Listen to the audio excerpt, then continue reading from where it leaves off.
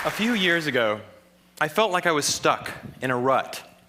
So I decided to follow in the footsteps of the great American philosopher, Morgan Spurlock, and try something new for 30 days. The idea is actually pretty simple. Think about something you've always wanted to add to your life and try it for the next 30 days. Beberapa tahun lalu, saya merasa terjebak dalam rutinitas. Jadi, saya memutuskan mengikuti jejak Morgan Spurlock dan mencoba sesuatu yang baru selama 30 hari. Idenya sederhana, pikirkan sesuatu yang selalu ingin Anda tambahkan dalam hidup, lalu lakukan selama 30 hari. It turns out 30 days is just about the right amount of time to add a new habit or subtract a habit, like watching the news, from your life. There's a few things that I learned while doing these 30-day challenges. The first was, instead of the months flying by forgotten, the time was much more memorable. Ternyata, 30 hari adalah waktu cukup untuk membentuk kebiasaan baru atau menghilangkan kebiasaan lama, seperti menonton berita. Dan yang saya pelajari dari tantangan ini adalah, pertama, waktu terasa lebih berkesan, tidak hanya lewat begitu saja. This was part of a challenge I did to take a picture every day for a month. And I remember exactly where I was and what I was doing that day. I also noticed that as I started to do more and harder 30-day challenges, my self-confidence grew. I went from desk-dwelling computer nerd to the kind of guy who bikes to work for fun. Misalnya, saya mengambil foto setiap hari selama 1 bulan, dan saya bisa mengingat dengan jelas di mana saya berada dan apa yang saya lakukan. Kedua, saat saya mulai mencoba tantangan yang lebih sulit, kepercayaan diri saya lebih meningkat. Saya berubah dari orang yang hanya duduk di depan komputer menjadi seorang yang bersepeda ke kantor untuk kesenangan. Even last year, I ended up hiking up Mount Kilimanjaro, the highest mountain in Africa. I would never have been that adventurous before I started my 30-day challenges. I also figured out that if you really want something badly enough, you can do anything for 30 days.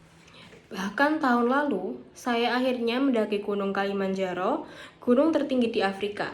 Saya tidak pernah seberani itu sebelum mencoba tantangan 30 hari ini. Saya juga belajar bahwa jika kamu benar-benar menginginkan sesuatu, kamu bisa melakukannya selama 30 hari. Have you ever wanted to write a novel?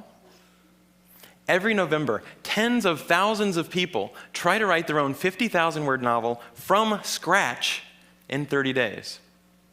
It turns out, all you have to do is write 1,667 words a day for a month.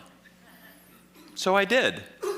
By the way, the secret is not to go to sleep until you've written your words for the day. You might be sleep deprived, but you'll finish your novel. Pernah ingin menulis novel? Nah, setiap November, ribuan orang mencoba menulis novel 50.000 kata dalam 30 hari. Ternyata, yang perlu kamu lakukan hanya menulis 1.667 kata per hari selama 1 bulan. Jadi, saya melakukannya. Rahasianya adalah jangan tidur sebelum kamu menyelesaikan target harian kamu. Mungkin kamu akan kurang tidur, tetapi kamu akan berhasil menyelesaikan novelmu.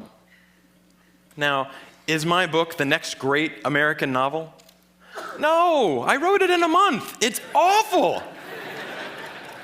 But for the rest of my life, if I meet John Hodgman at a TED party, I don't have to say, I'm a computer scientist. No. If I want to, I can say, I'm a novelist.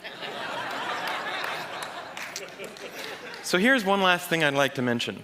I learned that when I made small, sustainable changes, things I could keep doing, they were more likely to stick. There's nothing wrong with big, crazy challenges. In fact, they're a ton of fun, but they're less likely to stick. When I gave up sugar for 30 days, day 31 looked like this. Sekarang, apa novel saya bagus? Tidak, saya menulisnya dalam sebulan, dan hasilnya tidak bagus.